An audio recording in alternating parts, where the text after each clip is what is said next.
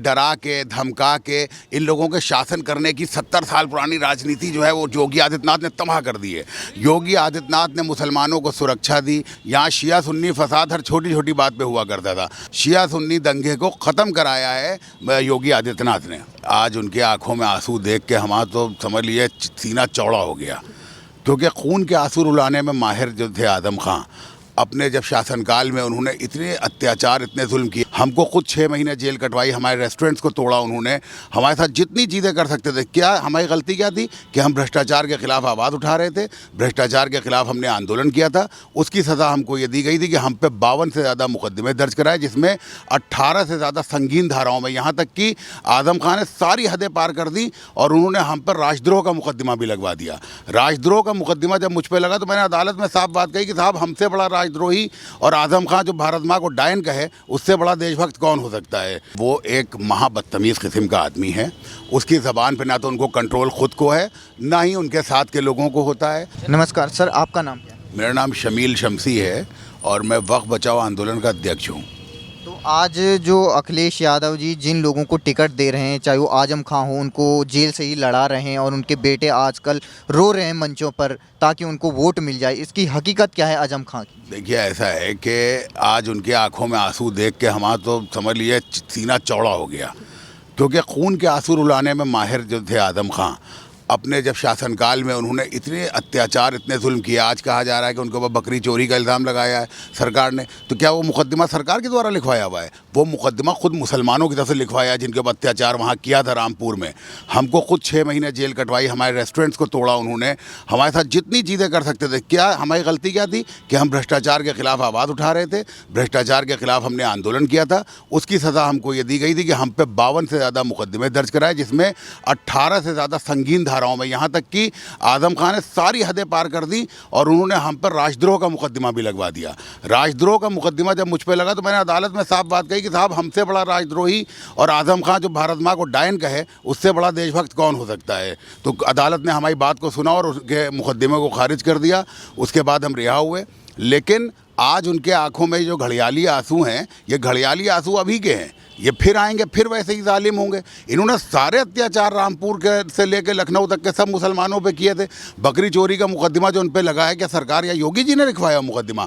वो लिखवाया वहाँ के एक मुसलमान ने, जिसके घर में घुस के तुमने उसके घर को तोड़ा जौहर विश्वविद्यालय में, अपने उसके घर को घेरने के लिए। उसने जब तुम उसके यहाँ की बकरियाँ और भैंसें सब चुरा ले गए तो उसने रिपोर्ट लिखाई। वो नहीं कहेगा कि साहब मेरी चीज़ें चोरी हो गई। आज उसके ऊपर शर्म आनी चाहिए इन लोगों को रोते हुए। इनको तो अफसोस करना चाहिए, जाके पहले ये जाके माफ़ी मांगे उन घरों के ऊपर, उन गरीबों के ऊपर जिनके ऊपर अत्याचार किए थे, उनसे माफ़ी मांगे। घड़ियाली आंसू के रोने से कोई काम नहीं बनता है। लेकिन जो आजम खां है वो खुद को तो मुस्लिमों के बड़े नेता बताते हैं। सर, मुस्लिमों के इतने बड़े नेता हैं कि उन्हीं, जब वो गिरफ्तार हुए हैं, उन्हीं के क्षेत्र में जो है मिठाइयाँ बट रही थी, वो मुसलमान मिठाइयाँ बांट रहे थे। इतने बड़े मुसलमान नेता हैं कि एक आदमी उनके गिरफ्तारी के ऊपर निकला नहीं, किसी ने विरोध नहीं किया। ये सब जो हैं वो एक क्रिएट किए हुए नेता हैं जिनकी कहीं कोई ज़मीनी हकीकत नहीं है। रामपुर से वो चुनाव लड़ते हैं, उन्होंने जयाप्रदा का विरोध किया था रामपुर से, उसके बाद जयाप्रदा जीत गई थी वहाँ पर। तो इसका मतलब उनकी ज़मीनी हकीकत कुछ नहीं है। बैठ के मुसलमानों को अपना नेता दिखाना, ये दिखाना कि मैं मुसलमानों नेता हूँ, ये सिर्फ फर्जी कहानियाँ हैं। वो ना मुसलमानों के पहले नेता थे, ना आज नेता हो, ना आगे बन पाएंगे। लेकिन जब वो शासन काल में थे सपा के, तो किस तरीके से, चाहे वो डिस्ट्रिक्ट मजिस्ट्रेट हो, पुलिस हो, उनको बोलते थे कि जूते पॉलिश करने के काम आते हैं। और जो जयप्रदा जी के लिए उन्होंने अभद्र टिप्पणी की थी, लेकिन उसी शासन काल में उन्होंने कुछ जो मुस्लिम समुदाय उन पर भी जुल्म ढाए थे, उसकी क्या कहानी? सर देखिए, ऐसा है कि वो एक महाबदतमीज़ किस्म का आदमी है। उसकी ज़बान पे ना तो उनको कंट्रोल खुद को है, ना ही उनके साथ के लोगों को होता है। जिस वक़्त के ऊपर वो अधिकारियों को कह रहे थे, उसी पर यहाँ पे शिया धर्मगुरु हैं मौलाना कल्बे जवाद, उनके ऊपर भी अभद्र टिप्पणियों की पूरी उन्होंने बारिश करना शुरू कर दी थी। रोज़ सरकारी पैड के ऊपर, जिस पर उन पर मुकदमा भी दर्ज हुआ, सरकारी पैड के ऊपर वो अभद्र भाषा के प्रयोग करते थे। ये तक कह रहे हैं कल्बे जवाद साहब की बेटी की शादी थी, कहा कि अपनी बेटी की शादी में रंगरलियाँ मनाई। इतना अभद्र टिप्पणियाँ करना, उसके बाद शिया समुदाय को अपमानित करने वाली भाषा इख्तियार करना, ये करना, ये तमाम चीज़ें ऐसी थी कि जिसमें जो है वो ये दिखाई पड़ता था कि इनकी भाषा जो है वो किस प्रकार की और ये किस प्रकार के नेता हैं। अखिलेश यादव खुद को मुस्लिम का हितैषी पार्टी बताते हैं और अपने को वोट देने की अपीलें करते हैं, लेकिन आप ये बताइए कि उस दौरान में अखिलेश यादव जी के दौरान और अभी योगी जी के 5 साल में किन्होंने मुस्लिमों के लिए सच्चे रूप से काम किया? सर देखिए, ऐसा है, जो हमारा संगठन था उसकी मांग शिया वक्फ बोर्ड में भ्रष्टाचार के खिलाफ थी। योगी जी ने सीबीआई की जांच कराई हमारी मांग के ऊपर। योगी जी ने एक भ्रष्ट चेयरमैन को हटा के साफ सुथरी छवि के चेयरमैन को लाने का काम किया। उन्होंने मुसलमानों की जो जो मांगें थी इस प्रकार की, चाहे वो मदरसे की मांगें हों, चाहे वो और दूसरी तरह की चीज़, वो सारी मांगें उन्होंने मानी। लेकिन किसी भी हालत में समाजवादी पार्टी से आपने मुसलमानों ने जो जो मांगा गया उनको सिर्फ धक्के मिले और कुछ नहीं मिला। अखिलेश यादव की मजबूरी क्या है आजम खान को टिकट देना और उनके बेटे को टिकट? सर वो आज़म खान ने जो अपनी एक फेक लीडरशिप क्रिएट की हुई है और उसी के जंजाल में जो है वो अखिलेश यादव फंसे में हैं। उनको ये लगता है कि साहब मुसलमानों का बहुत बड़ा चेहरा है, मुसलमानों की बहुत बड़ी ताकत है, जबकि मुसलमानों की ज़रा सी ताकत नहीं है। मैंने आपको बताया कि उनके ही निर्वाचन क्षेत्र में लोग मिठाइयाँ बांट रहे थे, खुद मुसलमान मिठाइयाँ बांट रहे थे। उनके क्षेत्र में एक आदमी उनके खिलाफ निकला नहीं कि साहब गिरफ्तार हो गए हैं या ये हुआ है, कोई ऐसी चीज़ उनकी हुई नहीं। आज 2 साल से होने के बाद भी किसी बड़े मुस्लिम धर्मगुरु, किसी मुस्लिम लीडर का उनके समर्थन में कोई बयान नहीं आया। विपक्षी पार्टियां ये भ्रम फैलाती हैं समाज में कि योगी आदित्यनाथ सरकार में मुस्लिम सुरक्षित नहीं है। आप एक मुस्लिम होने के नाते क्या बताएंगे लोगों को जो आपकी वीडियो देखें? सर देखिए, ऐसा है कि लोग कुछ भी क्रिएट करें, किसी भी तरह की झूठ अफवाहें फैलाएं, क्योंकि ये डरा के धमका के इन लोगों के शासन करने की 70 साल पुरानी राजनीति जो है वो योगी आदित्यनाथ ने तबाह कर दी है। योगी आदित्यनाथ ने मुसलमानों को सुरक्षा दी, मुसलमानों के खिलाफ किसी प्रकार की कोई भेदभाव से काम नहीं किया गया। कोई एक दंगा, जो हर साल दंगे हुआ करते थे, लखनऊ के आप जहां बैठे हैं यहाँ शिया सुन्नी फसाद हर छोटी छोटी बात पे हुआ करता था। पिछले 5 साल के इतिहास में उठा के देख लीजिए कि किसी थाने के ऊपर एक कोई 504, 506 का मुकदमा भी दर्ज हुआ हो, किसी गाली गलौज का मुकदमा भी दर्ज हुआ हो। शिया सुन्नी दंगे को ख़त्म कराया है योगी आदित्यनाथ ने।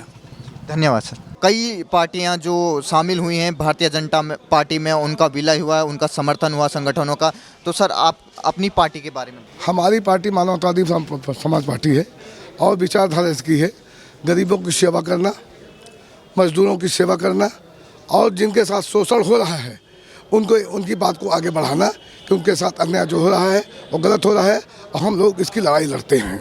आज आप भारतीय जनता पार्टी को आपने समर्थन दिया है और योगी जी के क्या वो कार्य रहे जिनकी वजह से आपको समर्थन देना है और 2022 में बीजेपी की सरकार बनाने का?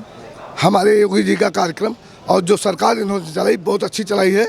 सबसे बेहतर जितनी भी सत्ता से सरकारें आई हैं उनसे अच्छी गवर्नमेंट ने चली है। जो इसमें गुंडा माफिया था वो जेल के अंदर गया हुआ है और कानून का राज रहा है। और मानवतावादी की विचारधारा और भारतीय जनता पार्टी की विचारधारा एक मिलती है, इनके विचार से मिलते हैं, इसलिए आज मानवतावादी समाज पार्टी ने बेशर्त समर्थन भारतीय जनता पार्टी को दिया है। अखिलेश यादव जी भी अब छोटे छोटे दलों से गठबंधन कर रहे हैं, तो आपने अखिलेश यादव जी को क्यों नहीं चुना और योगी जी को क्यों चुना? देखिए, जो विचारधारा हमारी है भारतीय जनता पार्टी से मिलती है और तमाम अन्य दलों से विचारधारा नहीं मिलती है। क्यों? अखिलेश यादव जी की क्या विचारधारा है? उनकी गवर्नमेंट गुंडा राज होता है, आप भूमाफिया होते हैं और तरह तरह के अपराध होते हैं जिसको लोग पाने में नाकाम होते हैं। आपका नाम क्या सर? मैं डॉक्टर राम रघुवीर प्रजापति, प्रदेश अध्यक्ष मानवतावादी समाज पार्टी उत्तर प्रदेश लखनऊ। तो कई लोग, चाहे अखिलेश यादव जी हो चाहे विपक्षी पार्टी, वो कह रहे हैं इसमें दलित, पिछड़े, शोषित, वंचितों के नाम पे कई लोग यहाँ से छिटक के बाहर भी गए हैं समाजवादी पार्टी में। आपका क्या कहना है, क्या कार्य हुए हैं पिछले योगी सरकार में दलित पिछड़ों के लिए? देखिए, समाजवादी पार्टी में जो बात पहले थी इस वक्त नहीं रही है। वहाँ पर जो अति पिछड़ा वर्ग है उसका इतना सुनवाई वहाँ पर नहीं हो रही है, ना ही उसके कोई कार्य हो रहे हैं। जो वंचित समाज है, अति पिछड़ा समाज है, वो उसमें रोष है और हमारी पार्टी वंचितों को और अति पिछड़ा वर्ग, शोषित समाज को साथ में लेकर चलती है। इसीलिए हम लोग कहते हैं जब पंथ की पिछड़ा वाला आदमी जिस दिन खुश हो जाएगा उस दिन संसार में जय जयकार होगी। तभी हम लोग का नारा भी है पार्टी का, जय शोषित जय संसार। तो क्या कार्य किए हैं योगी जी ने पिछले 5 सालों में दलित, पिछड़े, शोषित और जो पिछड़े वर्ग के लोगों के लिए? अति पिछड़े समाज के जिस तरीके से देख रहे हैं, इस पार्टी में मान सम्मान दिया है भारतीय जनता पार्टी ने, उसी प्रकार से और भी आगे इस अभियान को भारतीय जनता पार्टी ले जा रही है। और अति पिछड़ी जातियों को इस चुनाव में उन्होंने अच्छी खासी संख्या में अति पिछड़ों को टिकट दिए हैं। तो उम्मीद है कि अति पिछड़ी जातियों का ये सरकार पूरा ध्यान रखेगी और हम लोगों को सबको साथ लेकर के चलेगी। धन्यवाद सर।